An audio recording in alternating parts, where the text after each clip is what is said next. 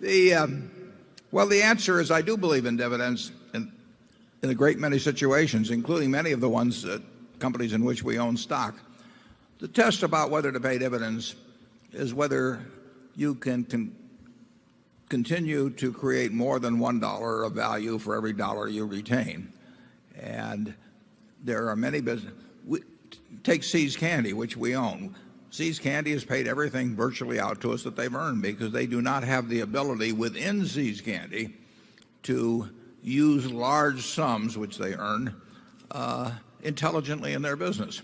So it would be an enormous mistake for See's Candy to retain money. So they distributed Berkshire, and we hope that we move that around in some other area where that dollar becomes worth $1.10 or $1.20 in terms of present value terms. If we do that, the shareholder, whether they're taxable or whether they're not taxable, whether they're a foundation or whether they're living on income even, they are better off if we retain the money. Because if they were going to get $1 in dividends and it became worth $1.10 or $1.20 in market value immediately on a present value basis, they're better off selling a small percentage of their stock and realizing the required amount that way, and they will have more money when they get all through doing that than if we paid it in dividends.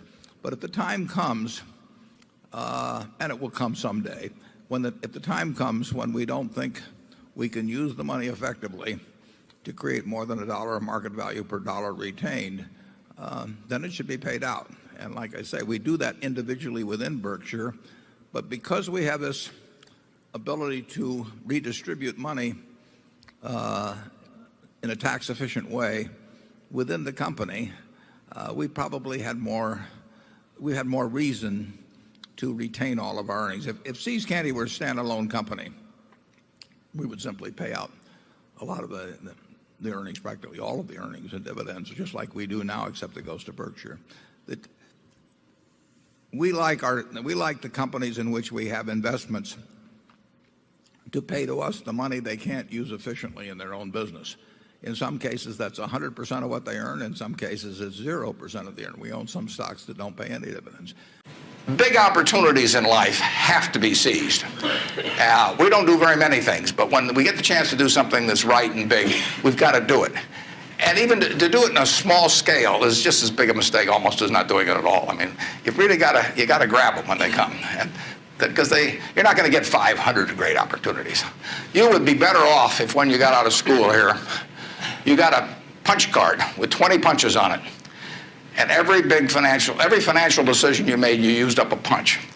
You'd get very rich because you'd think through very hard each one. I mean, you went to a cocktail party and somebody talked about a company, you didn't even understand what they did or couldn't pronounce the name, but they made some money last week and another one like it. You wouldn't buy it if you only had 20 punches on that card. There's a temptation to dabble, particularly during bull markets. In stocks, it's so easy. It's easier now than ever because you can do it online. Just you click it in and maybe it goes up a point and you get excited about that and you buy another one the next day and so on. You can't make any money over time doing that. But if you had a punch card with only 20 punches, you weren't going to get another one in the rest of your life, you would think a long time before every investment decision. And you would make good ones and you'd make big ones. And you probably wouldn't even use all 20 punches in your lifetime, but you wouldn't need to. Hi, I'm Steve Casbell from Atlanta. My question involves interest rates.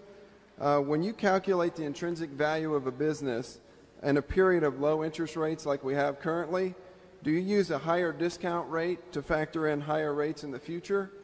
And also, do you ever look at a company's free cash flow yield relative to current rates? And if I could also get your thoughts on the dividend tax cut. If by some miracle the politicians think logically and get rid of the dividend taxes, would Berkshire ever pay a dividend? The question on discount rates, we use the same discount. I mean, in theory, we would use the same discount rate across all securities, because if you really knew the cash they were going to produce, that would take care of it. We may be more conservative in estimating the returns of cash from some, but the discount rate we would use as a constant. Now, in terms of where we commit, we don't want to use the fact that short-term rates are 1.25% to think that something that yields us 3% or 4% is a good deal. So we sort of have a minimum threshold in our mind below which we're unwilling to commit money. And we're unwilling to commit it whether interest rates are 6 or 7% or whether they're 3 or 4% or whether they're on a short-term basis 1%. We don't want to get hooked into long-term investments at low rates just because they're a little bit better than short rates would be or low government rates would be. So we have minimum thresholds in our mind. I can't tell you precisely what they are, but they're a whole lot higher than present government rates would be. And at other times we'd be very happy owning governments just because we feel that they offer attractive enough rates. When we're looking at a business, we're looking at holding it forever, and we want to be sure we're getting an adequate return on capital. We don't regard what we can get on short-term rates now as adequate, but we'll still bend a little bit and start settling for lower rates for 30 years because rates for 30 days are so low. We would rather just sit it out and wait a while. The tax on dividends, I've used this illustration before, but I'm paying about the same percentage of my income to the federal government as my secretary does. Now, I pay more in income tax rates than she does. I pay a higher marginal tax rate by some margin than she does, but she pays way more in Social Security taxes than I do because I only pay out the first, whatever it is, 70 or 80,000 of income. And so she is paying between what we pay at the company for and what she pays. We're paying 12 or 13% or whatever it is of that. So we both end up paying fairly similar percentages of our income to the federal government every year. If Berkshire were to declare a $1 billion dividend and my share of it was $330 million and it were tax-free, as the Bush people originally suggested, and it would be tax-free. I mean, we have lots of taxable earnings at Berkshire. I might be paying 1/10 of the rate to the federal government of my income that she would be. Now, I can make the argument about the fact that structure shouldn't govern tax rates, that subchapter S and chapter C and partnerships and all of these things, that the tax code should be neutral between them. And I've made those kind of arguments in the past. But I can make no argument in my mind that says that with everything that, all the luck I've had in life, I was wired a certain way at birth that enabled me to make a lot of money. And frankly, it was better to be born a boy than a girl in terms of money-making possibilities in 1930, and probably still is, but not to the same degree.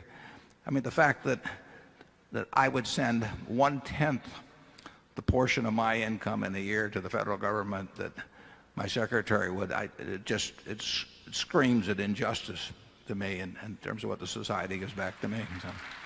So I'm not for the Bush plan. Charlie?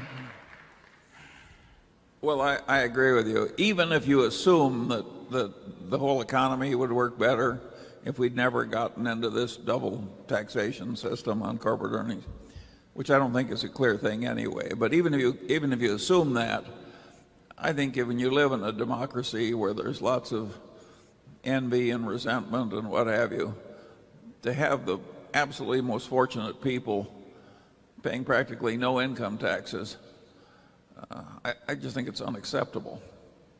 I think there has to be some fairness in some of these arrangements, even if there's some theoretical argument that the economy might work a little better some other way. Yeah, there are IRAs now, obviously, that work very well for people with modest amounts of dividends, that they're getting tax deferred for a very long period of time, which has huge benefits. The big benefits of exempting dividends would go to fellows like me and Charlie, and that's not going to stimulate the economy. It's going to stimulate us, and it's going to result in us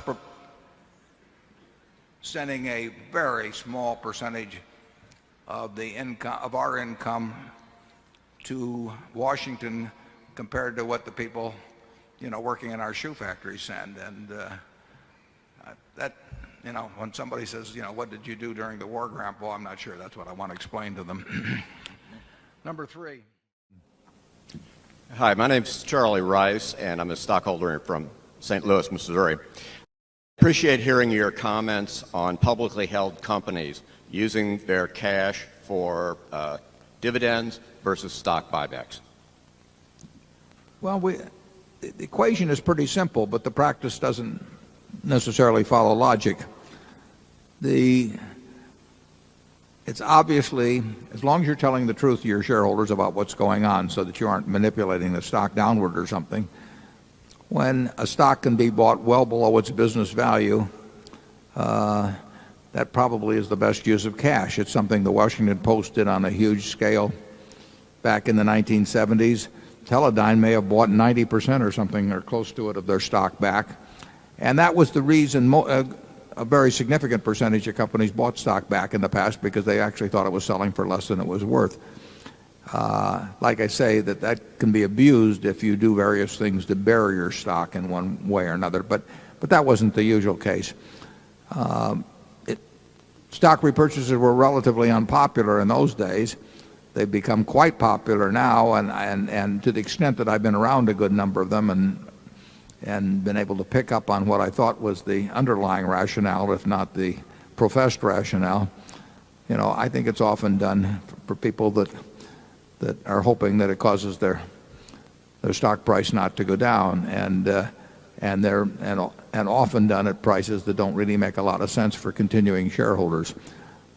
If we wanted to return a bunch of cash to shareholders, we would, if our stock was undervalued, we would go to the shareholders and say, we think it's cheap, and we think that this cash can be better used by you than by us, and we will therefore be repurchasing at what we think is a discount to intrinsic value, and the people that remain will be better off, and the people that get out will get out at a little bit better price than they would otherwise.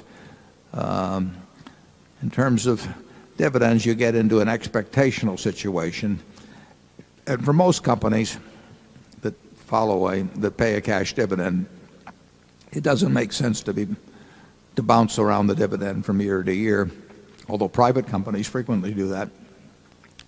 And we do it ourselves with our subsidiaries. Some subsidiary can pay us a lot of money one year and not so much money the next year.